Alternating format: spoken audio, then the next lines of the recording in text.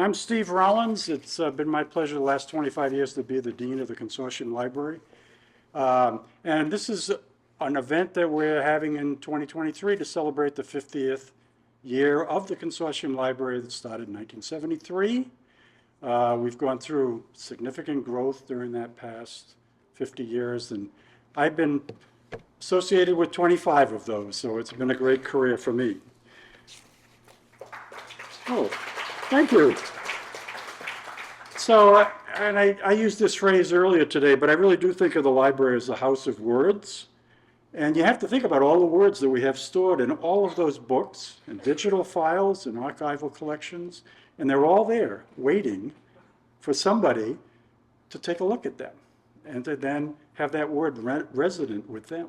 You know, and it's really kind of a cool thing. It's a magical process in my mind. And over the past 50 years, we've had millions of people through the building over that 50 years in search of what would be billions of words that we have in the library. So millions of people looking for billions of words. And I just think that's fantastic. So tonight we get to hear some more words that have been turned into poetry. What better way to celebrate the 50 years of the library than with help from Jane Hirshfield? And so we'll get to appreciate our world in yet another way through poetry. I do have to do a little bit of an ad here. We are set up outside to sell books, and we have bookmarks that we're giving away as well. So I hope you take the time. Jane will be set up to sign copies after the event. Finally, with the help from Alaska Quarterly Review and from UAA Professor Ron Spatz, who is AQR's founding editor, over here. I'm very pleased to have this opportunity to celebrate our House of Words with Jane, who crafts her words into poetry. And Ron will do the next part of the introduction. Thank you, Steve. So before I do the formal introduction of Jane, I want to thank the library. For 25 years has been a supporter. They have been a real supporter since Steve came of Alaska Quarterly Review. And they have a whole collection, a literary magazine collection that we partnered with them that will be set up by I guess December. It'll be back in the shelves. It'll be one of the best collections of literary magazines, particularly anywhere probably these days since they're not collected that much. But it's a very strong collection, and we brought over about 7,000 volumes for students and the public to use. So thank you, Steve, and thank you, UAA and UAA Library.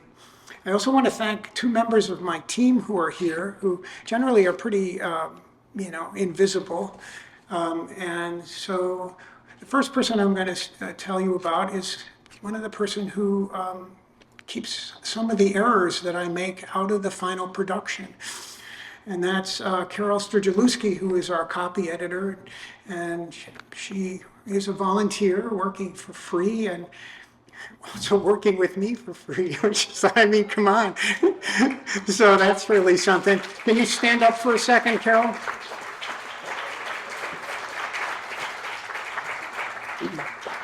And then somebody else, a lot of our volunteers and our key people are all over the U.S., but someone who's not, who's been a key right-hand person for a very, very long time. And in fact, he first started working with me in 1992. I co-founded AQR in 1980. So I guess 12 years from then is a long time, but not considering that he has continued since 1992 in all kinds of capacities: volunteer, student, part-time employee, a benefited employee until budget cuts said no more of that, and continued again as a volunteer. And without him, we simply wouldn't be, because our people are amazing and they make for success. And if you could, mild-mannered and quiet Bob Clark. I insisted that he sit in the front. If you could stand up, and then if you could just turn around so people can see what you look like. Okay, the last time we had an event here for AQR, he sat way in the back, and he didn't want to do this. I forced him, but he really has done amazing things for us. So now to get to the amazing Jane Hirshfield, who is without doubt one of the best poets in the United States, and in fact, one of the best in the English-speaking world. That would be validated too if we look at some of the praise that comes from some of the media. The Washington Post said, Jane belongs among the modern masters, and that's a quote. And the New York Times Magazine said, her poems, her poetry are among the most important in the world today. She addresses all kinds of issues, from personal to political to environmental to scientific, the full range of things you would expect that relate to human life. She also has a strong, amazing ethical core in her work, and also what I think I would term a Buddhist lens, and makes for an amazing series of poems, books, and so on.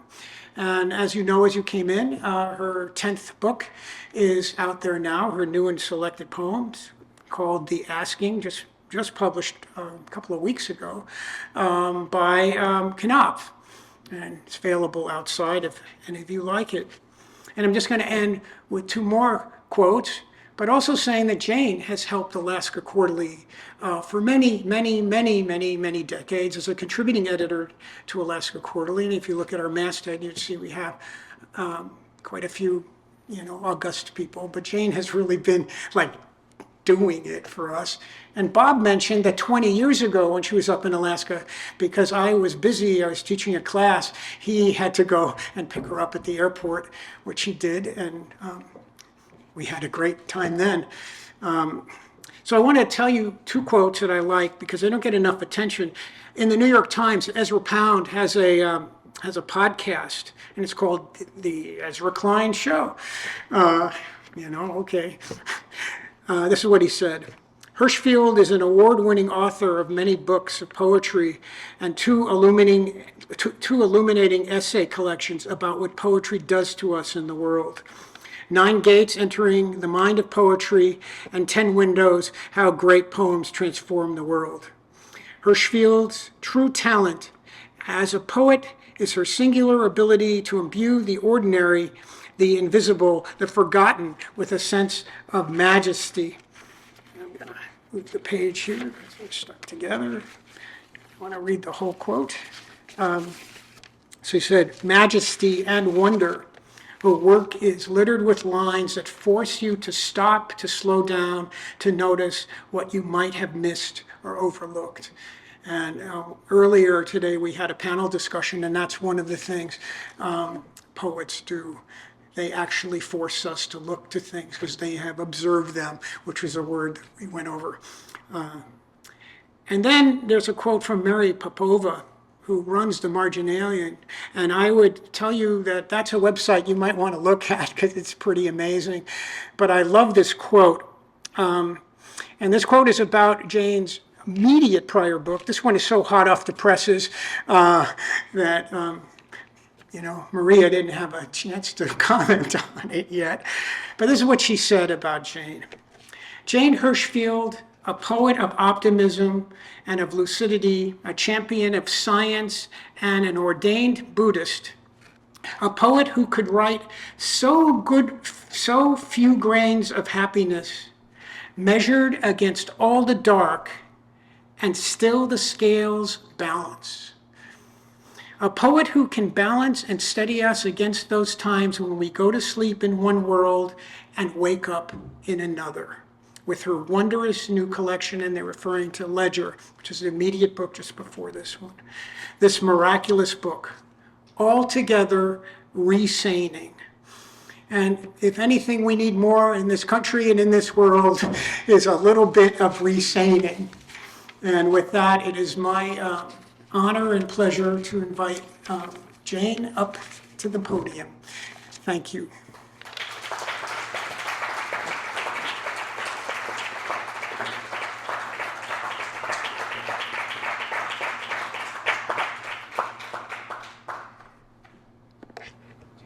My thanks to all of you for being here, to Ron for long and steady service to us all and friendship to me, the library, Steve, all of the people who stand behind these institutions. None of it would work without all of us. So I have, I've been reading from this book since September 12th, which was its pub date, and it's been an interesting experience, not least because the last book's pub date was March 10th, 2020. So I did 2 events and then the world stopped. And I feel as if I'm picking up a thread that I had been set down. But this is also 50 years of poetry.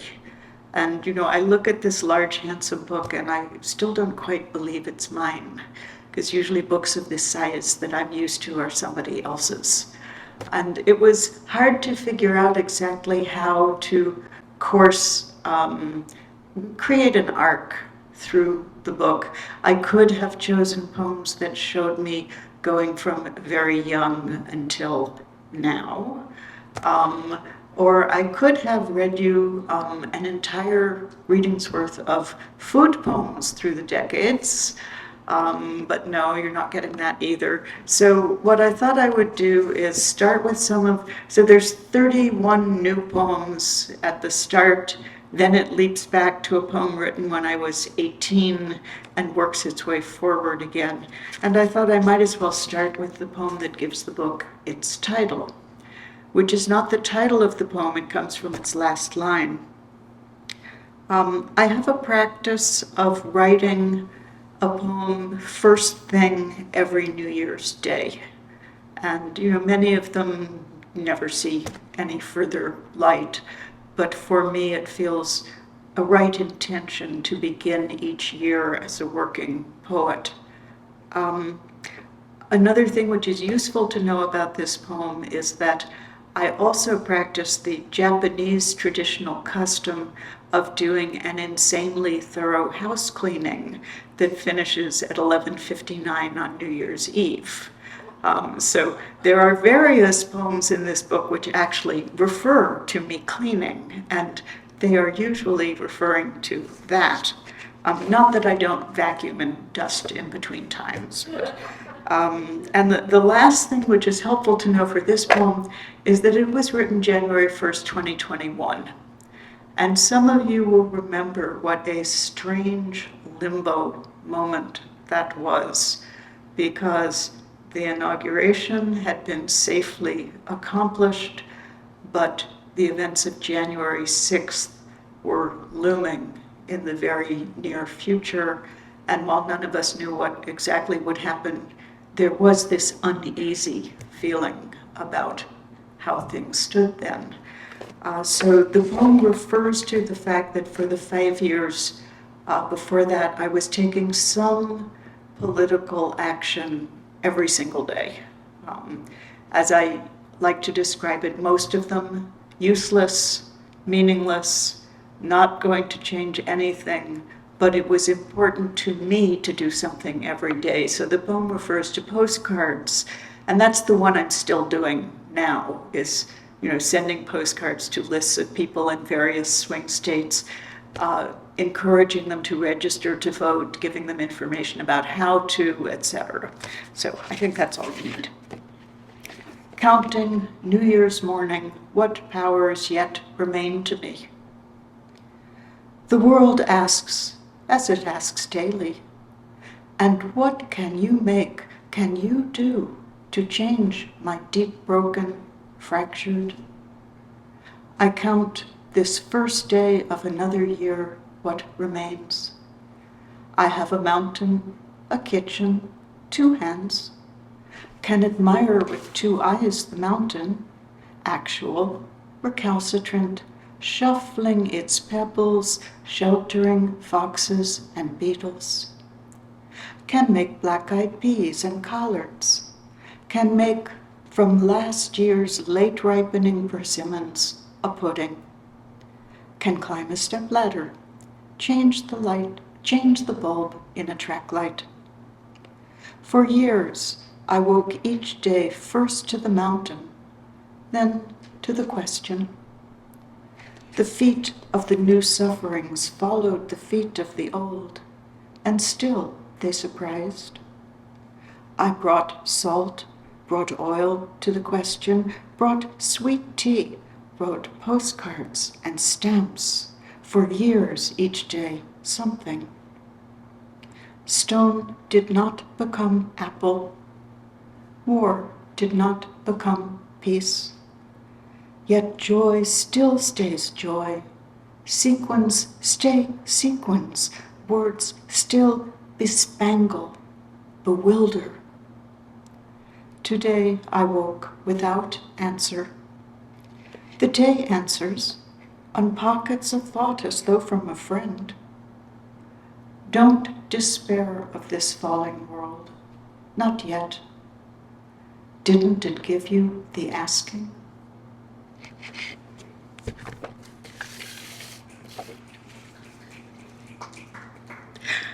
As I said at the 4 o'clock, I love the snapping thing or silence because I know I don't really write clappers.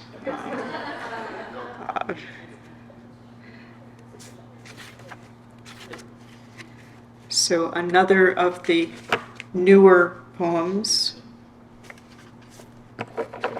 Each morning calls us to praise this world that is fleeting. Each morning waking amidst the not ever before, dressing inside the not ever again. Under sunlight or cloud, brushing the hair.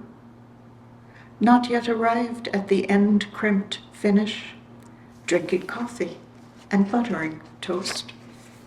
Permitted to slip into coat, into shoes, I go out. I count myself part, carrying only a weightless shadow, whose each corner joins and departs from the shadows of others. Mortal, alive among others, equally fragile. And with luck, for days even sometimes, this luxury, this extra gift, able to even forget it.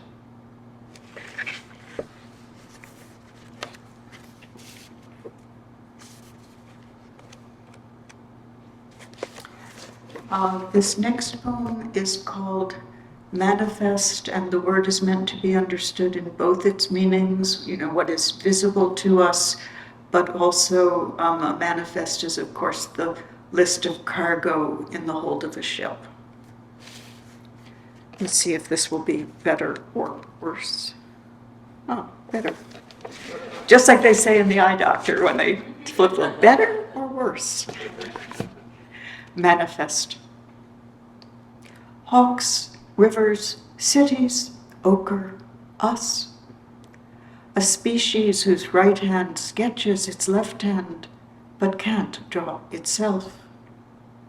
Whales, geosynchronous satellites, a truck hauling folded tarps under a tarp.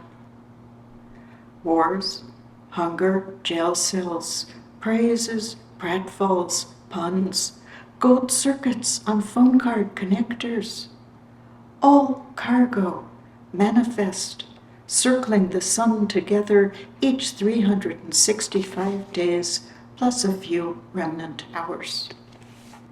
A story here ribboned with lightning, there dimmed by clouds, on a nitrogen, oxygen, carbon dioxide, and dust-cushioned bundle whose glaciers depart, insects quiet, seas rise. To that which is coming, I say, here, take what is yours. But forget if you can, what is coming, find not worth pocketing, let fall unnoticed as weed seed one small handful of moments and gestures. Moments mouse-colored, minor. Gestures disturbing no one, slipped between the ones that were counted, the ones in which everything happened. A petroglyph's single fingerprint, a spider awake in an undusted corner.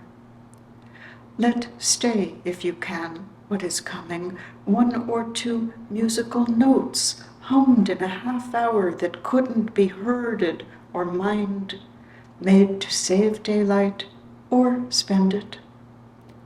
Leave one unfraudulent hope, one affection like curtains blown open in wind, whose minutes, seconds, fragrance, choices won't sadden the heart to recall.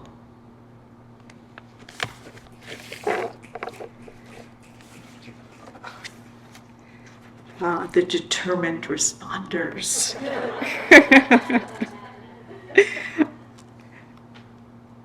So because I never gave many readings, except some by Zoom, for the last book, Ledger, I wanted to next go to two poems that certainly would have been in every reading, and which I also, for those of you who were at some of the one or other of the two earlier events today, I alluded to and said, oh, I'll read them tonight.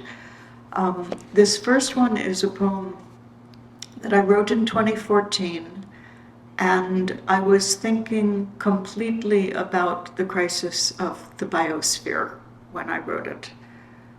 And I was looking at that from the syntactical, rhetorical point of view of the future looking back at us, knowing how it all turned out, and judging us for what we have done or not done in this moment of pivot.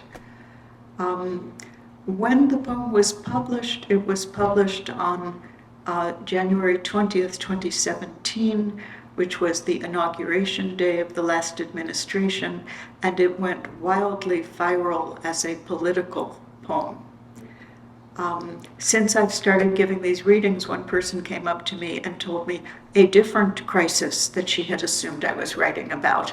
And so now I will present it and say this is an all-purpose crisis poem. But I did have the environment in mind. Let them not say. Let them not say we did not see it. We saw. Let them not say we did not hear it. We heard. Let them not say they did not taste it. We ate. We trembled. Let them not say it was not spoken, not written. We spoke. We witnessed with voices and hands. Let them not say they did nothing. We did not enough. Let them say, as they must say something, a kerosene beauty. It burned. Let them say we warmed ourselves by it, read by its light, praised, and it burned. This is a poem which is hoping to make itself incomprehensible. If in 150 years our species makes it through and someone stumbles on it, I want them to look at it and shake their head and say, what was she so worried about? But the worrying is part of the pivot. So this second poem from the book was written just a few days after that one was published. This was written on January 24th, 2017, which was the day that the White House took down from its website all mention of climate change and told all the federal scientists that they couldn't speak of their work in public without prior political approval. On the fifth day. On the fifth day, the scientists who studied the rivers were forbidden to speak or to study the rivers. The scientists who studied the air were told not to speak of the air, and the ones who worked for the farmers were silenced, and the ones who worked for the bees. Someone from deep in the Badlands began posting facts. The facts were told not to speak and were taken away. The facts, surprised to be taken, were silent. Now it was only the rivers that spoke of the rivers, and only the wind that spoke of its bees, while the unpausing factual buds of the fruit trees continued to move toward their fruit. The silence spoke loudly of silence, and the rivers kept speaking of rivers, of boulders and air. Bound to gravity, earless and tongueless, the untested rivers kept speaking. Bus drivers, shelf stockers, code writers, machinists, accountants, lab techs, cellists kept speaking. They spoke the fifth day of silence. So I ended up a few months later saying this poem to 40 or 50,000 people on the Washington Mall at the March for Science. And in the front of this enormous crowd that no poet ever expects to see, there was a bunch of people in bee costumes carrying bee placards. And when I talked about the bees, which you know they weren't prepared for, they all started hopping up and down and cheering. And since I don't even write clappers to have people cheering in the middle of the poem, I almost stopped in my tracks. And then when I got to the bit about the Badlands, from somewhere deep left in the middle of the crowd, another roar came up, and I thought, it's the Badlands contingent? No, so it was quite an experience to be able to be of service to the scientific community in that way, because we all need allies. So next I'm going to go much earlier in time and give you the earliest poem that I wrote. It's not the oldest in the book, but it's the earliest one that I still give regularly at readings. And I never know whether I should call it a love poem or an end of love poem, because it is both. For what binds us. There are names for what binds us. Strong forces, weak forces. Look around, you can see them. The skin that forms in a half-empty cup, nails rusting into the places they join, joints dovetailed on their own weight. The way things stay so solidly wherever they've been set down. And gravity, scientists say, is weak. And see how the flesh grows back across a wound with a great vehemence, more strong than the simple, untested surface before. There's a name for it on horses when it comes back darker and raised. Proud flesh.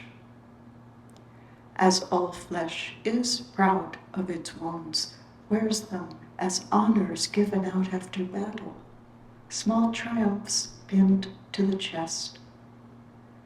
And when two people have loved each other, see how it is like a scar between their bodies, stronger, darker, and proud. How the black cord makes of them a single fabric that nothing can tear or mend.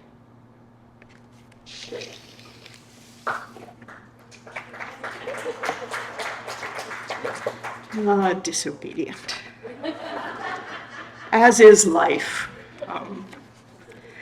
So this next one is also a poem that I have read many times over the years. And I like to bring it into rooms like this because I always want to acknowledge despite the fact that this marvelous 50-year-old library has millions of visitors and billions of words, there are great poems written probably every day that none of us will ever see. They are written in places where the person might have not only no access to publication or translation, but perhaps even, a writing implement or paper are hard to come by. So I feel unjustifiably and unscientifically that it must be so that the very air we breathe is changed because these poems we will never read are being written. The poet. She is working now in a room not unlike this one, the one where I write or you read. Her table is covered with paper. The light of the lamp would be tempered by a shade where the bulb's single harshness might dissolve, but it is not. She has taken it off. Her poems, I will never know them, though they are the ones I most need. Even the alphabet she writes in, I cannot decipher. Her chair, let us imagine whether it is leather or canvas, vinyl or wicker. Let her have a chair, her shadeless lamp, the table. Let one or two she loves be in the next room. Let the door be closed, the sleeping ones healthy. Let her have time and silence, enough paper to make mistakes and go on.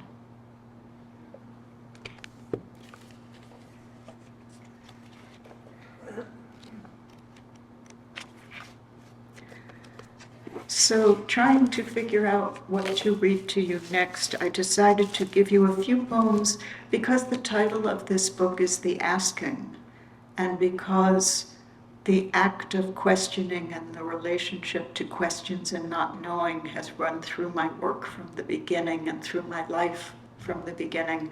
I thought I'd give you a little sampling of poems in which this question of questions appears, either as its subject or the poem asks a question, or in the case of the third one, our basic not knowing,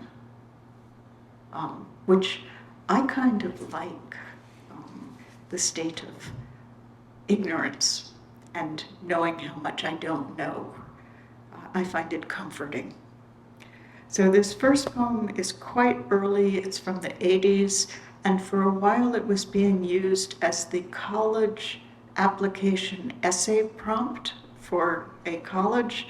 And for like 3 years, high school students would come running up to me and say, I just wrote about your poem. And I would say, good luck. Woman in red coat. Some questions cannot be answered. They become familiar weights in the hand, round stones pulled from the pocket, unyielding and cool. Your fingers travel their surfaces, lose themselves finally in the braille of the durable world. Look out of any window, it's the same. The yellow leaves, the wintering light. A truck passes, piled deep in cut wood. A woman in a red wool coat sees you watching and quickly looks away.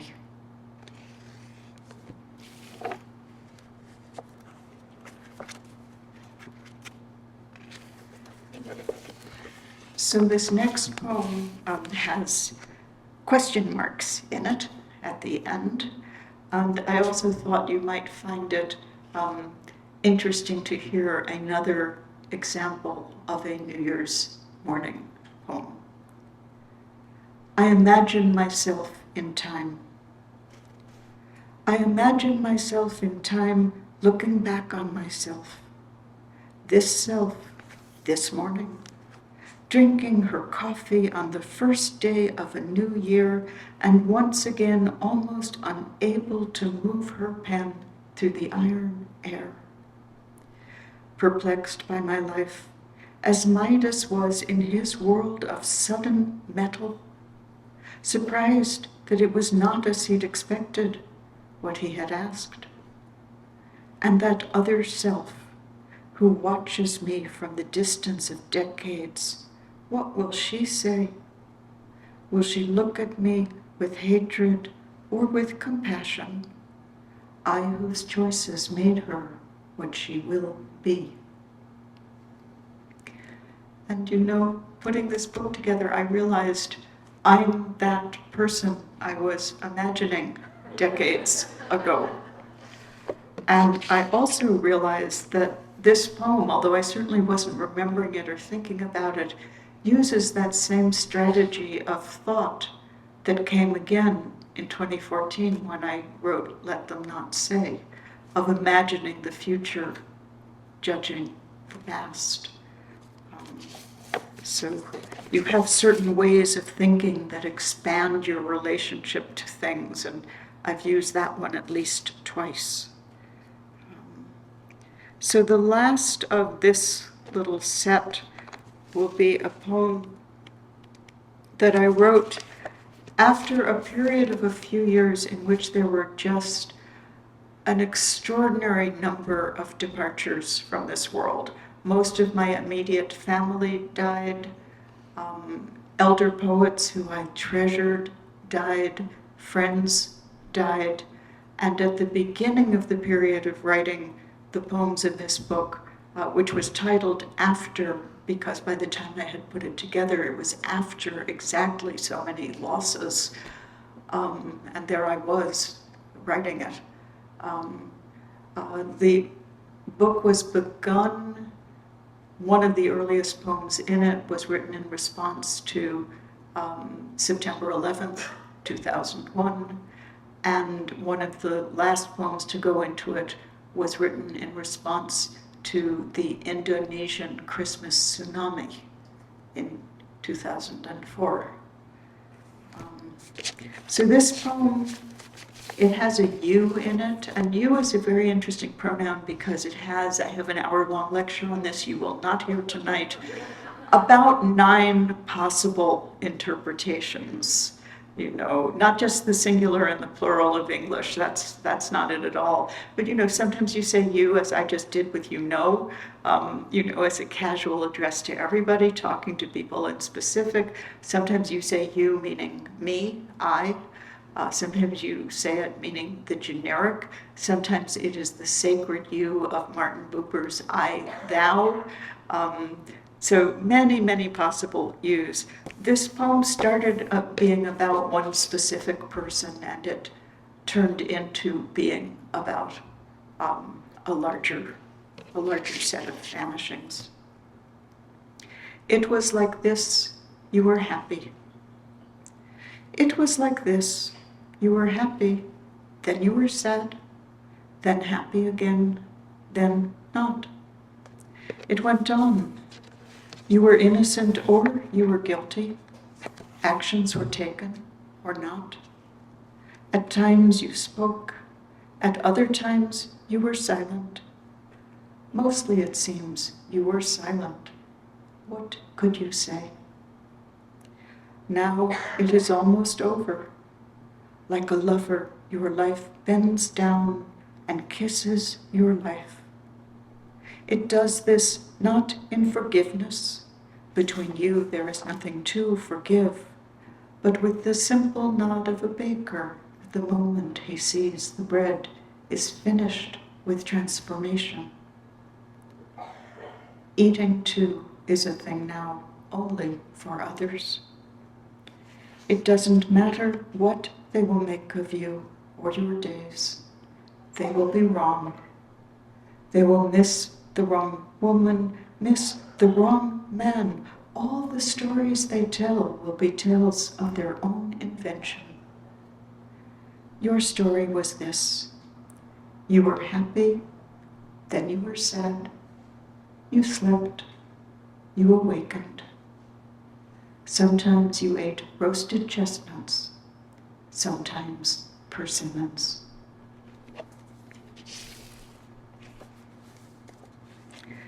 So ordinarily now there would have been two poems investigating where self begins and ends. That's what I've been doing. Every reading is a little bit different, but this was so hard to figure out. They're roughly following the same trajectory for the moment. But I wanted to substitute instead two poems that have references to libraries in them, because I like the poems and because we are, after all, celebrating the 50th year of an amazing library. So beautiful.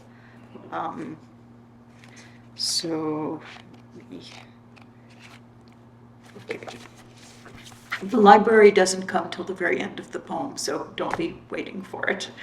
I talked this afternoon about how much both poets and scientists are looking to make some discovery, much more than to express something we know. What we share in these fields is curiosity to find something we didn't know, and now maybe a little bit we do. So I wanted to be surprised. To such a request, the world is obliging. In just the past week, a rotund porcupine, who seemed equally startled by me. The man who swallowed a tiny microphone to record the sounds of his body, not considering beforehand how he might remove it. A cabbage and mustard sandwich on marbled bread. How easily the large spiders were caught with a clear plastic cup surprised even them. I don't know why I was surprised every time love started or ended, or why each time a new fossil, Earth-like planet, or war, or that no one kept being there when the doorknob had clearly. What should not have been so surprising, my error after error, recognized when appearing on the faces of others. What did not surprise enough, my daily expectation that anything would continue, and then that so much did continue when so much did not. Small rivulets still flowing downhill when it wasn't raining. A sister's birthday. Also, the stubborn, courteous persistence that even today, please means please. Good morning is still understood as good morning. And that when I wake up, the window's distant mountain remains a mountain. The borrowed city around me is still a city and standing. Its alleys and markets, offices of dentists, drugstore, liquor store, Chevron. Its library that charges a happy surprise, no fine for overdue books. Borges, Baldwin, Szymborska, Morrison, Cavafy.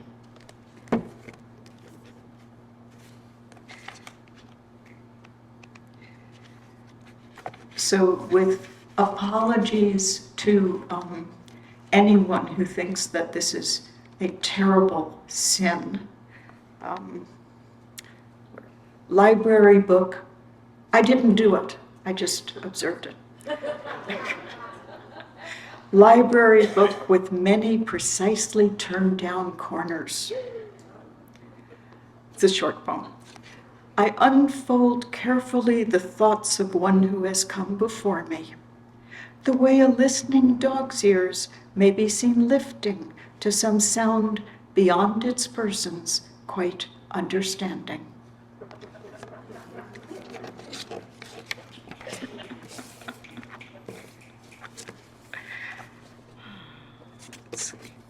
So another theme that runs through my entire life's work in different variations is something to do with how do we navigate what seems unnavigable in our lives? How do we say yes to what is difficult? Because we have to anyhow, and yet it is hard.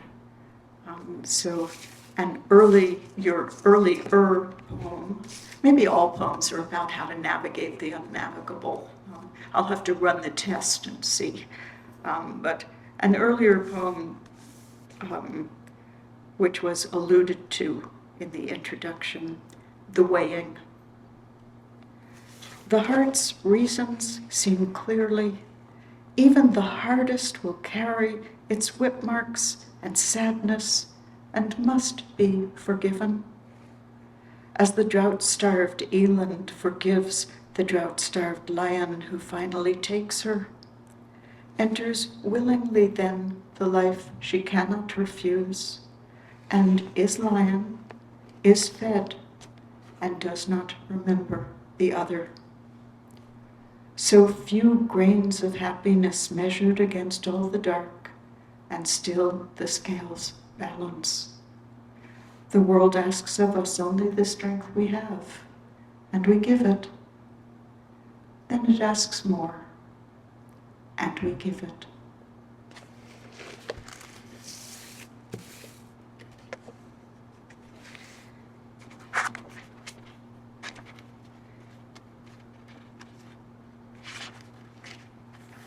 So I mentioned that I could have given you a full reading of food poems. I was a cook at Green's Restaurant in San Francisco for the first 3 years it was open. It was, since Moosewood was a little more over towards the hippie end of the spectrum, Green's was the first high gourmet concept vegetarian restaurant in the country. I once, after a reading in the question and answer, and there will be a chance tonight if anyone would like to complain similarly about some ineffective poem, a young man stood up and said, "I tried to make that soup from your instructions in the poem and it didn't turn out." And I suggested that he go to the first Green's cookbook for clearer instructions. The title of this poem, most of you probably know, it's a term from music, da capo, and it appears at the end of a piece of music telling you to go back and play it again from the start.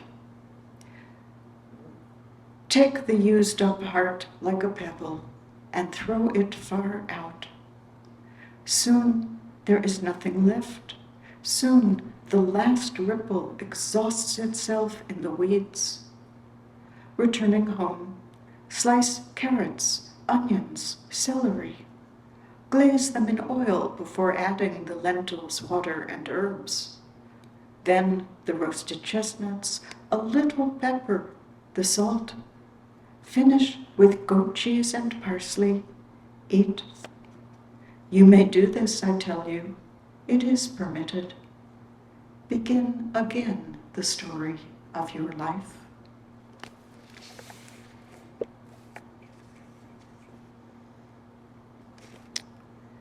So I am choosing from a larger playlist. It's not all identical. I'm going to give you, we're getting near the end. I'm going to give you a poem that covers a lot of ground.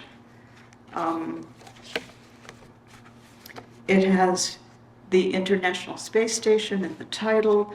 It has evolution. It has the geomorphology of how land in Florida creates itself. It has a reference to the civil war in Syria and to terrorism. And then at its end, it has something that had been going on for many years when I wrote this poem, and still today, not a week goes by when there isn't a story in the newspaper about it, which is the crisis of the refugees in the Mediterranean. Day beginning with seeing the International Space Station and a full moon over the Gulf of Mexico and all its invisible fishes. None of this had to happen. Not Florida, not the ibis's beak, not water, not the horseshoe crab's empty body, and not the living starfish. Evolution might have turned left at the corner and gone down another street entirely. The asteroid might have missed. The seams of limestone need not have been susceptible to sand and mangroves. The radio might have found a different music. The hips of one man and the hips of another might have stood beside each other on a bus in Aleppo and recognized themselves as long-lost brothers. The key could have broken off in the lock, and the nail can refused its lid. I might have been the fish the brown pelican swallowed. You might have been the way the moon kept not setting long after we thought it would, long after the sun was catching inside the wave curls coming in at a certain angle. The light might not have been eaten again by its moving. If the unbearable were not weightless, we might yet buckle under the grief of what hasn't changed yet. Across the world, a man pulls a woman from the water from which the leapt-from overfilled boat has entirely vanished. From the water pulls one child, another. Both are living, and both will continue to live. This did not have to happen. No part of this had to happen.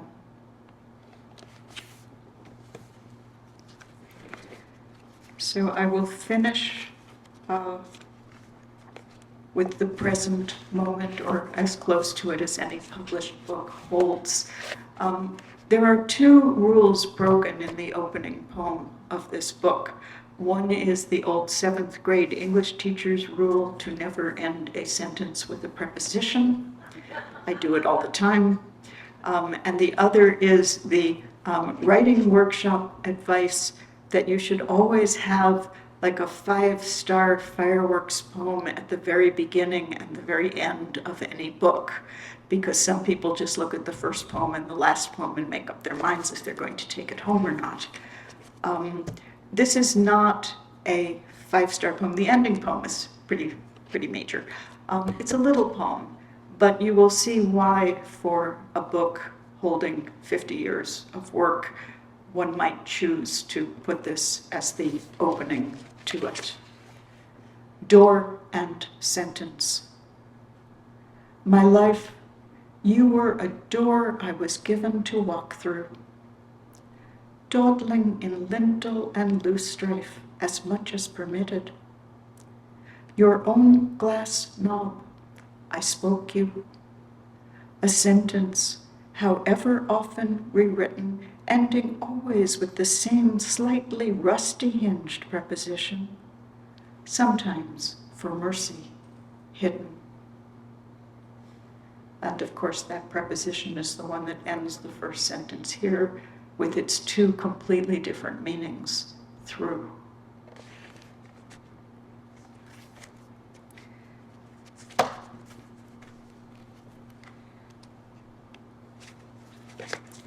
I would like my living to inhabit me, the way rain, sun, and their wanting inhabit a fig or an apple.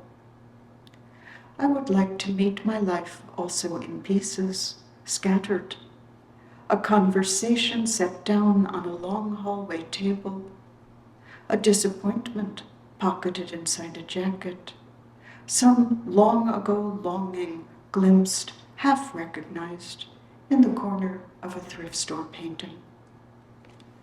To discover my happiness, walking first toward, then away from me down a stairwell on 2 strong legs, all its own.